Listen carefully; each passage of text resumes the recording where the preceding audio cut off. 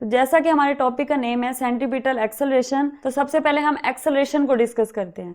इससे पहले आपने एक्सेलरेशन को वैसे पढ़ रखा है, लीनियर एक्सेलरेशन को, जिसकी डेफिनेशन कुछ इस तरह से थी कि the rate of change of velocity या linear velocity with respect to time is called linear acceleration.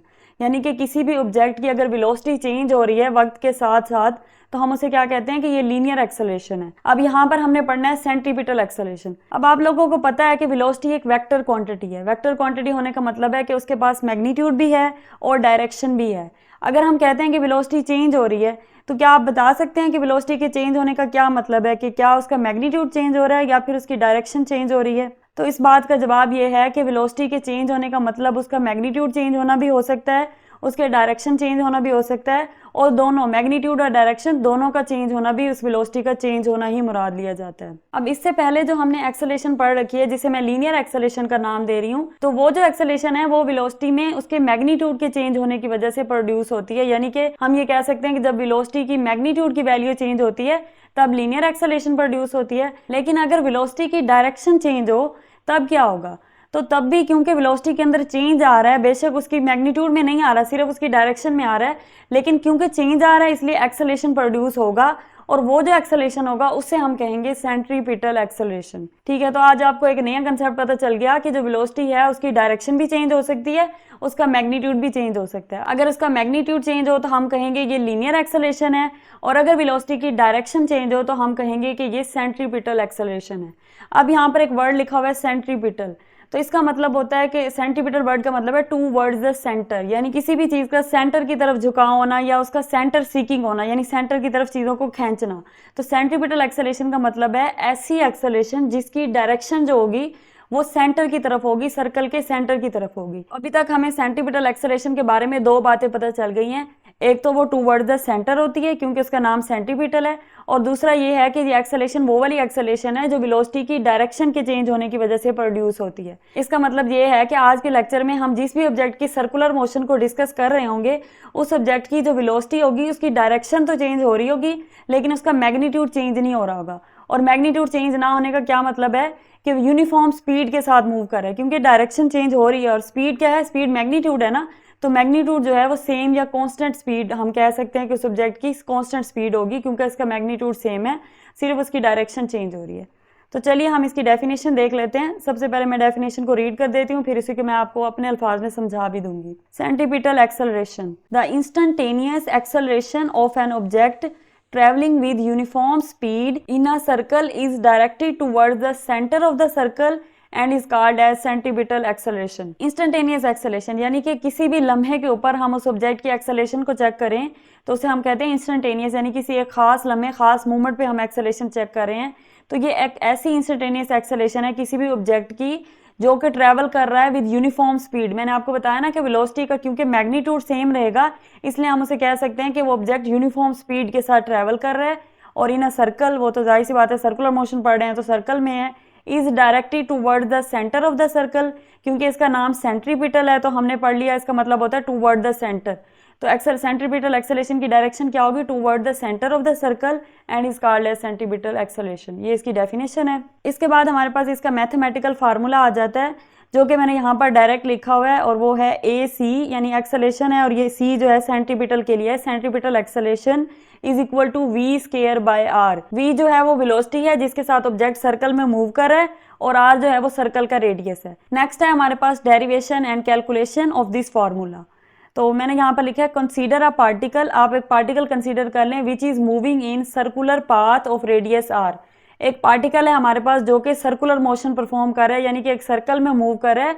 उस सर्कल का रेडियस क्या है? वो है हमारे पास आर विद कांस्टेंट स्पीड, और कांस्टेंट स्पीड के साथ मूव कर रहा है, यानी कि उसका मैग्नीट्यूड जो है वेलोसिटी का वो सेम है। उसके बाद क्या है? The particle is at time t i, यानी कि इनिशियली, ये टी आई का मतलब है इनिशियल टाइम, इनिशियली जो है पार्टिकल किसी भी पॉइंट ए पे था। अब हम साथ साथ इसे डायग्राम से भी देख लेते हैं। अगर आप इस डायग्राम में देखें तो ये हमारे पास पॉइंट ए है, यानी कि हमने एक पार्टिकल कंसीडर किया है जो सर्कल में मूव कर रहा है, और इस सर्कल का जो रेडियस है वो आर है, और इनिशियली हमने ये कंसीडर किया है कि वो पार्टिकल इस पॉइंट ए के ऊपर है जब टाइम क्या है? टी आई है, यानी इनिशियल टाइम है, विद वेलोसिटी वी आई, और इस टाइम पे इसकी वेलोसिटी क्या है? V i. And after some time at t f, यानी कि थोड़ी देर बाद, थोड़ा सा टाइम गुजरने के बाद, जब फाइनल टाइम होता है जहां तक हमने अपनी मोशन को कंसीडर किया हुआ है, क्योंकि हमने सर्कल के हर पॉइंट पे इस मोशन को नहीं देखना, हम किसी 2 पॉइंट को कंसीडर कर रहे हैं और उन दोनों के ऊपर ही हम अपनी मोशन को और अपनी सारी एक्सेलरेशन की जो वैल्यू है निकालनी है, इसको इस 2 पॉइंट पे ही डिस्कस करेंगे। तो इसलिए हमने कहा है कि आफ्टर सम टाइम, जब फाइनल हमारा टाइम आ जाता है, it approaches the point B, तो हमारे पास बी पॉइंट यहाँ पर है, यानी कि कुछ देर गुजरने के बाद वो बी को अप्रोच कर लेता है विद वेलोसिटी वी एफ, और अब ये इसकी फाइनल वेलोसिटी है, यानी इस पॉइंट पे जो उसकी वेलोसिटी होगी ऑब्जेक्ट की, वो फाइनल वेलोसिटी होगी। अब उसके बाद हमारे पास एक कंडीशन है कि for uniform circular motion, uniform circular motion का ये मतलब है कि अभी हमने यहाँ पर बात की ना कि वो ऑब्जेक्ट क्या है, कांस्टेंट स्पीड या फिर यूनिफॉर्म स्पीड के साथ मूव कर रहा है। तो जब कोई भी ऑब्जेक्ट यूनिफॉर्म स्पीड के साथ सर्कल में मूव कर रहा हो, तो वो वाली जो उसकी मोशन होती है उसे हम यूनिफॉर्म सर्कुलर मोशन कहते हैं। और यूनिफॉर्म सर्कुलर मोशन के लिए ही एक कंडीशन है हमारे पास कि जो इनिशियल वेलोसिटी है, जो फाइनल वेलोसिटी है या जो टोटल वेलोसिटी है, उन तीनों का मैग्नीट्यूड इक्वल होगा। क्यों इक्वल होगा? क्योंकि अभी हमने कह दिया ना कि उसकी स्पीड जो है वो कांस्टेंट है। अभी हमने कहा ना कि यूनिफॉर्म सर्कुलर मोशन का मतलब है कि ऑब्जेक्ट जो है वो कांस्टेंट स्पीड के साथ मूव कर रहा है, और कांस्टेंट स्पीड के साथ मूव करने का ये मतलब है कि उसकी जो वेलोसिटी है उसका मैग्नीट्यूड सेम है। तो वही बात यहाँ पे लिखी है कि इनिशियल वेलोसिटी का मैग्नीट्यूड, फाइनल का मैग्नीट्यूड और जो है हमारे पास रिजल्टेंट वेलोसिटी है, इन तीनों का मैग्नीट्यूड क्या है, इक्वल है आपस में। अब अगर आप इस डायग्राम को गौर से देखें तो हमारे पास ये सर्कल है, ओ इसका सेंटर है सर्कल का, और ये आर आई जो है ये रेडियस है, जो कि इनिशियल रेडियस है, यानी कि हमारी जो पहली पोजीशन थी पॉइंट ए, उसके ऊपर जो सर्कल का रेडियस है उसे हमने आर आई इनिशियल रेडियस का नाम दे दिया है, और जो पॉइंट बी के ऊपर रेडियस है उसे हमने आर एफ यानी कि फाइनल रेडियस का नाम दे दिया। उसके बाद अगर आप देखें तो ये आर आई और आर एफ के दरमियान एक एंगल है जिसे हमने थीटा का नाम दिया है, इसको हम एंगल थीटा भी बोल सकते हैं इन दोनों के दरमियान। और उसके अलावा हमें पता है कि ये क्या है, ये हमारी एंगुलर डिस्प्लेसमेंट है, यानी कि यहाँ से ऑब्जेक्ट जब यहाँ तक गया तो उसने जितना एंगुलर डिस्प्लेसमेंट कवर किया है वो हम थीटा से रिप्रेजेंट करते हैं। और उसके बाद इन दोनों के दरमियान जो डिफरेंस है डेल आर, जो कि हम लेते हैं आर एफ माइनस आर आई, वो डेल आर किस चीज को रिप्रेजेंट कर रहा है, ये कर रहा है लीनियर डिस्प्लेसमेंट को रिप्रेजेंट, यानी कि एक हमारे पास एंगुलर डिस्प्लेसमेंट हो रही है, साथ साथ लीनियर डिस्प्लेसमेंट भी तो हो रही है। अगर हम लीनियर डिस्प्लेसमेंट को देखें तो वो हम किस चीज से रिप्रेजेंट करेंगे, डेल आर के साथ। उसके अलावा ये मैंने आपको पहले बता दिया कि यहाँ पर इसकी जो वेलोसिटी है, इनिशियल वेलोसिटी, वो वी आई है, और बी पॉइंट के ऊपर उसकी क्या वेलोसिटी है, वी एफ है। और इसके अलावा हमने टेंजेंशियल वेलोसिटी का कंसेप्ट पहले वाले लेक्चर्स में डिस्कस किया हुआ है। तो ये इनिशियल और जो फाइनल वेलोसिटी है, ये दोनों ऑब्जेक्ट की टेंजेंशियल वेलोसिटी भी है, क्योंकि ये टेंजेंट टू द सर्कल हैं दोनों। तो ये हमारे पास एक ट्रायंगल बन रही है, जैसे ये हमारे पास आर आई जो इनिशियल रेडियस है, ये फाइनल रेडियस है आर एफ, और इसके अलावा ये डेल आर जो है वो हमारी लीनियर डिस्प्लेसमेंट है। तो ये तीनों मिलके ना ये एक ट्रायंगल बना रही हैं, और ये जो थीटा है ये इन दोनों साइड्स के दरमियान एंगल है। तो ये हमारे पास एक ट्रायंगल बन गई। इसी तरह की हम एक और ट्रायंगल भी ड्रॉ कर सकते हैं by using initial velocity component और फाइनल वेलोसिटी, यानी कि हमारे पास जो ये इनिशियल वेलोसिटी का वेक्टर है ये, और ये जो फाइनल वेलोसिटी का वेक्टर है, इन दोनों वेक्टर्स को यूज करते हुए इन दोनों को हम according to head to tail rule add करेंगे। और आपको पता है एक तीसरा वेक्टर आ जाएगा, जब हम हेड टू टेल रूल से एडिशन करते हैं तो हमारे पास एक रिजल्टेंट वेक्टर भी आता है। जब दो वेक्टर्स आपस में ऐड होते हैं तो उनका कोई ना कोई जाहिर सी बात है रिजल्ट आएगा, उसको हम रिजल्टेंट वेक्टर कहते हैं। तो वो हमारा एज अ तीसरा वेक्टर अपेयर हो जाता है। और अगर वो तीनों वेक्टर मिले, यानी इनिशियल वेलोसिटी का वेक्टर, फाइनल वेलोसिटी का वेक्टर और उसके अलावा जो हमारा रिजल्टेंट वेक्टर है, ये तीनों मिलके एक ट्रायंगल बना रहे हैं। तो अब जब वो वाली ट्रायंगल बन जाएगी, एक वो ट्रायंगल और उसके अलावा एक जो ये रेडियस से बन रही है ये ट्रायंगल, इन दोनों ट्रायंगल्स को आपस में हमने कंपेयर करके कुछ अहम प्रॉपर्टीज डिस्कस करनी है और उनको हमने अपनी इस डेरिवेशन में यूज करना है। अब यहाँ पर अगर आप इस ट्रायंगल को गौर से देखें तो जिस तरह मैंने आपको कहा कि हम वेलोसिटीज के वेक्टर को यूज करके भी ट्रायंगल बना सकते हैं।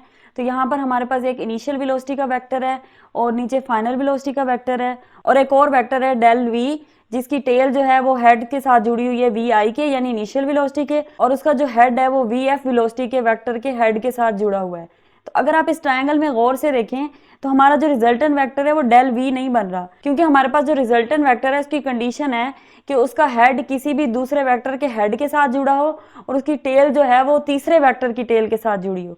यानी जैसे अगर आप इस फाइनल वेलोसिटी वाले वेक्टर को देखें तो इसका हेड जो है वो इस डेल वी के वेक्टर के हेड के साथ जुड़ा है और इसकी जो टेल है वो इनिशियल वेलोसिटी की टेल के साथ जुड़ी हुई है। तो इसका मतलब ये हुआ कि हमारे पास जो डेल वी है ये रिजल्टेंट वेक्टर नहीं बन रहा। तो फिर रिजल्टेंट वेक्टर कौन सा बन रहा है? वी एफ जो है वो हमारा रिजल्टेंट वेक्टर है इस ट्रायंगल के अंदर। अगर वी एफ रिजल्टेंट वेक्टर है तो according to head to tail rule क्या हम ये लिख सकते हैं ना कि V F is equal to we I plus del V, यानी कि रिजल्टेंट वेक्टर है sum of other two vectors V F is equal to we I plus del V. तो ये वही वाली कंडीशन मैंने यहाँ पे लिख दी है। इसी ट्रायंगल को आप इस तरह से भी ड्रॉ कर सकते हैं कि अगर आप फाइनल वेलोसिटी वाला कंपोनेंट इस तरह से ले रहे हैं, जो यहाँ पर ये है सेम ही डायरेक्शन में, हमने बस इसे थोड़ा ऊपर करके ले लिया है। उसके बाद जो इनिशियल वेलोसिटी है इसको इसके साथ यहाँ पे जोड़ने के बजाय अगर हम इसके नीचे जोड़ना चाहें, यानी उसके हेड के साथ इनिशियल वेलोसिटी की टेल जोड़ना चाहें, तो हम इसकी डायरेक्शन को चेंज कर रहे हैं ना, वी आई की पहले वो इस तरफ है और यहाँ पर हम उसे क्या करें इस तरफ करके जोड़ रहे हैं। तो उसके लिए हमें क्या करना पड़ेगा, वी आई के साथ माइनस का सिंबल लगाना है, जो कि ये रिप्रेजेंट कर रहा है कि हमने अपने वेक्टर की डायरेक्शन को चेंज किया है। और अगर हम इस तरह से करेंगे तो फिर हमारे पास डेल वी जो है वो इस तरह से ड्रॉ होगा। तो इस तरह ये वाली ट्रायंगल को भी आप यूज कर सकते हैं। अब इन दोनों में फर्क ये है कि अगर इस तरह की अरेंजमेंट लेते हैं आप ट्रायंगल की, तो आपका जो रिजल्टेंट वेक्टर है वो कौन सा है, वो है वी एफ वाला वेक्टर, जो कि आपका रिजल्टेंट वेक्टर बन रहा है, जिसे हमने यहाँ पर लिखा v F is equal to we I plus del v. लेकिन अगर आप इस तरह की अरेंजमेंट लेते हैं तो इसमें जो आपका रिजल्टेंट वेक्टर है वो डेल वी बन रहा है।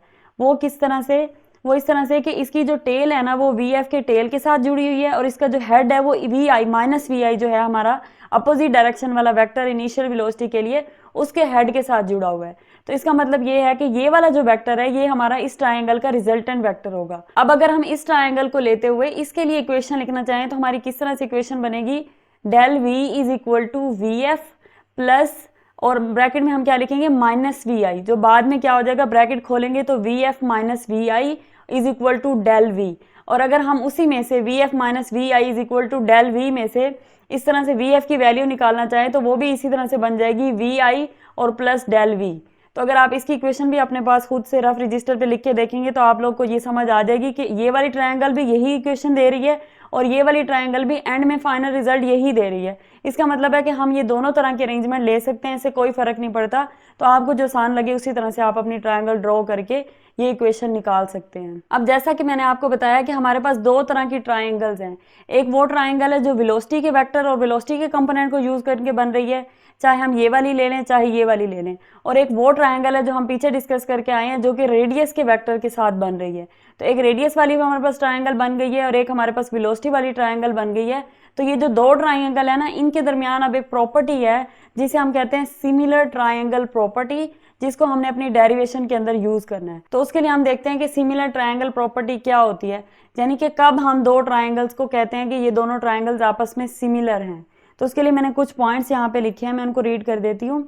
सिमिलर ट्रायंगल्स के लिए सबसे फर्स्ट पे है same shape but not necessarily the size, यानी कि वो जो दो ट्रायंगल जिनको हम सिमिलर कह रहे हैं उसके लिए ज़रूरी है कि उन दोनों की जो शेप है वो सेम हो, बेशक उनका साइज सेम ना हो। इसका ये मतलब है कि उनका साइज सेम हो भी सकता है और अगर नहीं भी होता तो भी चलेगा, बस शेप सेम होना ज़रूरी है। जैसे अगर आप इन दोनों ट्रायंगल्स को देखें तो इनका आपस में साइज नहीं सेम, एक बड़ी है और एक छोटी है, लेकिन अगर आप शेप को देखें तो दोनों की शेप एग्जैक्टली सेम है। तो पहली कंडीशन क्या होगी कि शेप का सेम होना ज़रूरी है, साइज के लिए ज़रूरी नहीं है। साइज सेम हो भी सकता है, अगर इसका साइज भी सेम होता है इसके तब भी ये सिमिलर होती, लेकिन अगर साइज सेम नहीं भी है तो अभी कोई बात नहीं, तब भी हम इनको सिमिलर कह सकते हैं अगर शेप सेम आ रही है। दूसरा पॉइंट है हमारे पास इक्वल कोरस्पॉन्डिंग एंगल्स। अब इनके जो कोरस्पॉन्डिंग एंगल्स है ना वो इक्वल होंगे। तो सबसे पहले तो आपको ये पता होना चाहिए कि कोरस्पॉन्डिंग एंगल्स होते क्या हैं। जैसे ये दोनों ट्रायंगल्स हैं हमारे पास और हमारे पास एक एंगल बन रहा है वी आई और वी एफ के दरमियान, जिसे हमने थीटा का नाम दिया है। और अगर हम इस ट्रायंगल को देखें तो यहाँ पर भी हमारे पास एक वी एफ कंपोनेंट है और एक वी आई कंपोनेंट है, बेशक ये नेगेटिव का है। फॉर एग्जांपल आप लेट्स सपोज कर लें थोड़ी देर के लिए कि ये भी पॉजिटिव कंपोनेंट है इनिशियल वेलोसिटी का और ये फाइनल वेलोसिटी का पॉजिटिव कंपोनेंट है। अब इन दोनों के दरमियान जो एंगल है और जो इन दोनों के दरमियान इनिशियल और फाइनल वेलोसिटी के दरमियान एंगल है, वो दोनों जो एंगल्स हैं ये दोनों आपस में कोरस्पॉन्डिंग एंगल्स कहलाएंगे, क्योंकि ये भी इनिशियल और फाइनल के दरमियान है और ये भी इनिशियल और फाइनल के दरमियान है। लेकिन यहाँ पर इस बात पे कंफ्यूज नहीं होना कि अगर इस ट्रायंगल में वी एफ और वी आई के दरमियान एंगल है तो यहाँ पर भी वी एफ और वी आई का होना जरूरी है, जरूरी नहीं है। अगर फॉर एग्जाम्पल यहाँ पर वी नहीं है, अगर आर होता, यहाँ पे आर एफ होता और यहाँ पे आर आई होता तब भी, क्योंकि ये दोनों इनिशियल और फाइनल स्टेट्स है ना, बेशक वो रेडियस की ही हैं और ये क्या है वेलोसिटी की इनिशियल और फाइनल स्टेट है। तो यानी इनिशियल और फाइनल स्टेट के दरमियान जो एंगल है और यहाँ पर भी इनिशियल और फाइनल स्टेट के दरमियान जो एंगल है, ये दोनों एंगल आपस में एक दूसरे के कोरस्पॉन्डिंग एंगल्स हैं। और इनके लिए क्या कंडीशन है हमारे पास कि इक्वल कोरस्पॉन्डिंग एंगल्स होने चाहिए, यानी कि इन दोनों ट्रायंगल्स के जितने भी कोरस्पॉन्डिंग एंगल्स हैं वो आपस में एग्जैक्टली इक्वल होने चाहिए। अब जितने भी मैंने इसलिए कहा क्योंकि सिर्फ ये दो एंगल्स आपस में कोरस्पॉन्डिंग नहीं है, बल्कि इसके अलावा जो ये एंगल होगा वी आई और डेल वी के दरमियान, वो भी वी आई और डेल वी के दरमियान यहाँ पर ये जो एंगल है ये दोनों भी आपस में कोरस्पॉन्डिंग एंगल्स होंगे। इसी तरह से वी एफ और डेल वी के दरमियान जो एंगल है यहाँ पर, और यहाँ पर भी वी एफ और डेल वी के दरमियान जो एंगल है वो भी आपस में कोरस्पॉन्डिंग होंगे। तो इन तीनों एंगल्स को आपस में एक दूसरे के इक्वल होना चाहिए। ये सिमिलर ट्रायंगल की दूसरी कंडीशन है या दूसरी प्रॉपर्टी है। अब तीसरी प्रॉपर्टी हमारे पास आ जाती है प्रोपोर्शनल कोरस्पॉन्डिंग साइड्स। अब हमने पहले एंगल की बात की, कोरस्पॉन्डिंग एंगल्स की बात की, अब बात आ जाती है कोरस्पॉन्डिंग साइड्स के ऊपर। तो सबसे पहले हम इसी तरह से जैसे हमने एंगल्स को देखा कि कोरस्पॉन्डिंग एंगल कौन से हैं, हम पहले समझते हैं कि कोरस्पॉन्डिंग साइड्स कौन सी हैं। तो जैसे ये डेल वी है, ये डेल वी है, ये दोनों आपस में कोरस्पॉन्डिंग साइड्स हैं। वी आई है, ये वी आई है, ये कोरस्पॉन्डिंग साइड्स हैं। वी एफ है और वी एफ है, ये भी कोरस्पॉन्डिंग साइड्स हैं। और जैसा कि मैंने पहले भी आपको बताया कि जरूरी नहीं ये वी और ये यहाँ पर भी वी हो, अगर यहाँ पर आर एफ और वी एफ होता तब भी वो फाइनल कंडीशन दोनों की जो है वो आपस में कोरस्पॉन्डिंग साइड्स होंगी। तो यहाँ से हमें ये पता चल गया कि कोरस्पॉन्डिंग साइड्स कौन सी होती हैं। अब उनके लिए क्या है कि प्रोपोर्शनल होनी चाहिए। प्रोपोर्शनल होने का ये मतलब है कि अगर हम इस ट्रायंगल की किसी एक साइड को लें, लेट्स सपोज वी एफ को, और इस ट्रायंगल की कोरस्पॉन्डिंग साइड यानी कि वी एफ की कोरस्पॉन्डिंग साइड कौन सी होगी, ये वाली वी एफ। अब ये वाली वी एफ और ये वाली वी एफ जो है ये दोनों आपस में कोरस्पॉन्डिंग साइड्स हैं। अगर इन दोनों का हम रेशो लें, उसका जो भी आंसर आए वो इक्वल हो। अगर हम इस वी आई का और इसकी कोरस्पॉन्डिंग साइज वी आई का इनका रेशो लें और वो दोनों जो है आंसर वी एफ और वी एफ वाला आंसर और वी आई और वी वाई वाला आंसर जो है अगर आपस में इक्वल आए तो इसका मतलब है कि ये साइड जो है आपस में प्रोपोर्शनल है। और इसी तरह से हम डेल वी और डेल वी का रेशो लें। रेशो लेने का मेरा मतलब ये है कि इनको आपस में डिवाइड करें। जैसे वी एफ का कोई भी मैग्नीट्यूड है और इस ट्रायंगल के लिए भी वी एफ का कोई ना कोई मैग्नीट्यूड होगा, तो इन दोनों को आपस में डिवाइड करें और आंसर को आप एक साइड पे रख लें। उसके बाद वी आई का कोई ना कोई मैग्नीट्यूड होगा और यहाँ पे भी वी आई का कोई ना कोई मैग्नीट्यूड होगा, इन दोनों को डिवाइड करें और उस आंसर को लिख लें। उसके बाद तीसरी कौन सी साइड है, डेल वी। तो इस ट्रायंगल की डेल वी और इस ट्रायंगल की डेल वी, इन दोनों को डिवाइड करें और उनका भी कोई ना कोई आंसर लिख लें। लेट्स सपोज इन तीनों के आंसर अगर 5 5 आ जाते हैं, यानी कि 5 is equal to 5 is equal to 5, इसका मतलब है कि ये तीनों की जो रेशोज हैं वो आपस में बराबर आ गई हैं। और अगर ये बराबर आ गई हैं तो हम ये कह सकते हैं कि ये जो कोरस्पॉन्डिंग साइड्स हैं ये आपस में प्रोपोर्शनल है। अब ये प्रॉपर्टी आपको इसलिए बताना जरूरी था क्योंकि ये हमारी डेरिवेशन में यूज हो रही है और ये एक बहुत इंपॉर्टेंट कंसेप्ट है जो कि एक्सप्लेन करना जरूरी था ताकि आपको डेरिवेशन समझ आ जाए। अब हम चलते हैं अपनी डेरिवेशन की जानिब। तो हम कहाँ पर थे, by using similar triangle property. हम सिमिलर ट्रायंगल प्रॉपर्टी को यूज करने की बात कर रहे थे कि अगर हम सिमिलर ट्रायंगल प्रॉपर्टी यूज करें तो हमारे पास ये रिजल्ट आता है del V over del R और v ओवर r। अब इन रेशोज को देख के एक बात तो आपको समझ आ गई होगी कि हम सिमिलर ट्रायंगल की तीसरी वाली प्रॉपर्टी यूज कर रहे हैं जिसमें हमने किस चीज की बात की थी, प्रोपोर्शनैलिटी की, यानी रेशोज की बात की थी। अब एक और बात यहाँ पर ये है कि मैं तो आपको इन दोनों ट्रायंगल से समझा रही थी ना, लेकिन ये जो सिमिलर ट्रायंगल है वो हम एक रेडियस वाली जो ट्रायंगल है हमारी, जो हम पीछे देख के आए डायग्राम के अंदर, वो ट्रायंगल और ये जो हमारी ये वाली ट्रायंगल है, इन दोनों के दरमियान सिमिलर ट्रायंगल की प्रॉपर्टी को अप्लाई कर रहे हैं। तो यहाँ पर मैंने इस तरह से लिखा है कि अगर हम इस ट्रायंगल का डेल वी लें, जो कि मैंने यहाँ ऊपर लिया हुआ है, और इसे डिवाइड करें वो जो पिछली रेडियस वाली ट्रायंगल है उसके डेल आर के साथ। जैसे मैंने आपको बताया था कि जरूरी नहीं है कि डेल वी के साथ डेल वी ही डिवाइड हो। जैसे यहाँ पर डेल वी था, वी एफ और वी एफ था, वी आई और वी आई था, ये जरूरी नहीं है। हम लोग डेल, बस हमने डेल देखना है। यहाँ पर डेल वी है तो उस ट्रायंगल का भी डेल आ रहा है, इनको आपस में डिवाइड करें तो ये इक्वल होगा। अगर हम इस ट्रायंगल का वी लें, वी कोई भी हम हो सकता है, वी एफ या वी आई जो भी हम लें, और उसे डिवाइड करें उसके आर के साथ, आर भी आर आई भी हो सकता है और आर एफ भी हो सकता है। तो इन दोनों का रेशो लें, इन दोनों को डिवाइड करें तो जो आंसर आएगा, और इन दोनों को जो डिवाइड करें तो जो आंसर आएगा, वो दोनों आंसर्स आपस में बराबर होंगे।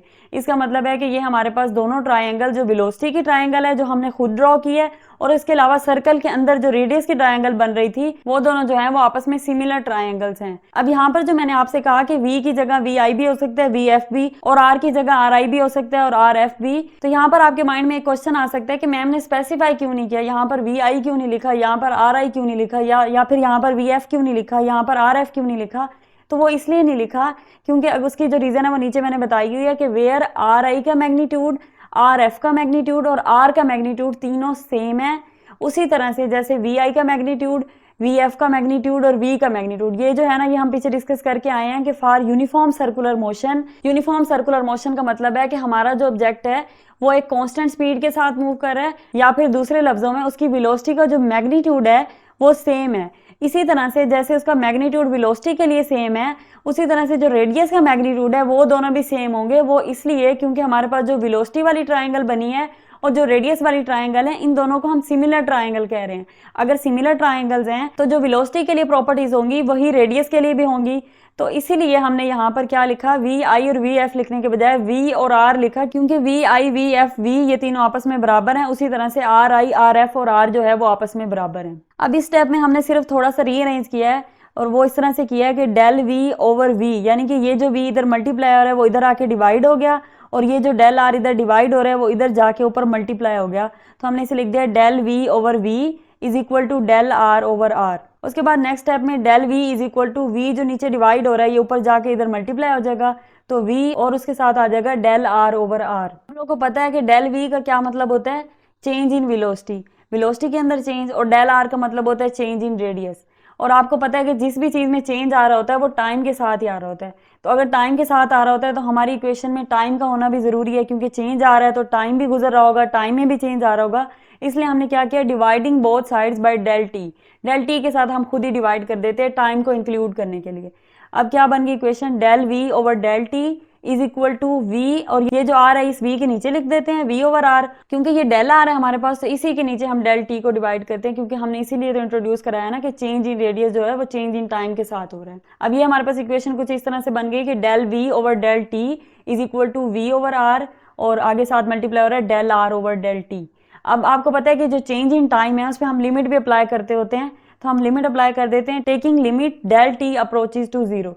ये हम लिमिट लेते होते हैं, जहां पर भी हमारे पास डेल टी नीचे डिवाइड हो रहा हो वहां पर लाजमी बात है आपने लिमिट अप्लाई करनी ही करनी है, और वो लिमिट क्या होगी, del T approaches to zero. तो इक्वेशन की साइड पे भी हमने डेल टी को डिवाइड किया था और यहाँ पे भी डिवाइड किया था, तो हम अब दोनों साइड्स पर लिमिट अप्लाई कर देते हैं del T approaches to zero.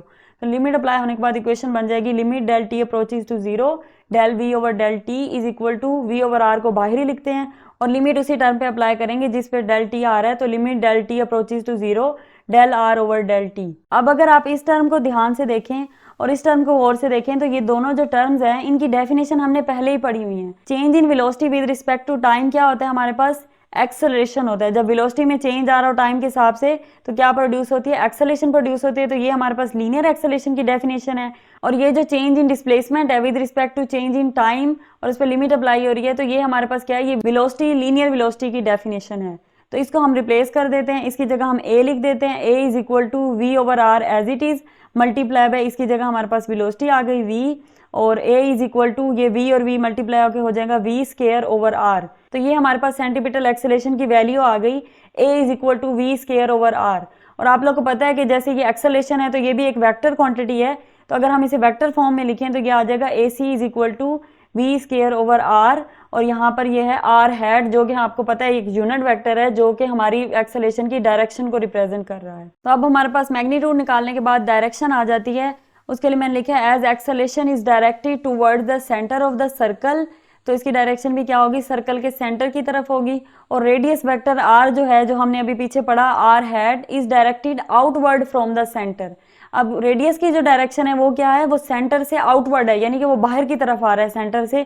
और जो सेंटीमीटर एक्सेलरेशन की डायरेक्शन है वो क्या, इनवर्ड है, यानी कि इनटू द सेंटर है, वो सेंटर की तरफ जा रहा है। तो रेडियस की डायरेक्शन और जो सेंटीमीटर एक्सेलरेशन की डायरेक्शन है ये दोनों की अपोजिट डायरेक्शन है। इसके बाद मैंने लिखा so the negative sign can be added with the equation. जो हमने पीछे इक्वेशन बनाई है AC is equal to V square over r, और साथ r हैट हमने लिखा था उसका यूनिट वेक्टर उसकी डायरेक्शन के लिए। तो क्योंकि अब उस r हैट की डायरेक्शन और AC की डायरेक्शन अपोजिट है, इसकी डायरेक्शन टूवर्ड द सेंटर है और इसकी डायरेक्शन आउटवर्ड द सेंटर है, यानी सेंटर से बाहर की तरफ है, और ये टूवर्ड द सेंटर है, सेंटर की तरफ है। तो इसके लिए हम क्या कर रहे हैं, नेगेटिव साइन लगा रहे हैं, ताकि ये नेगेटिव साइन हमें ये बताए कि इन दोनों की डायरेक्शन अपोजिट है।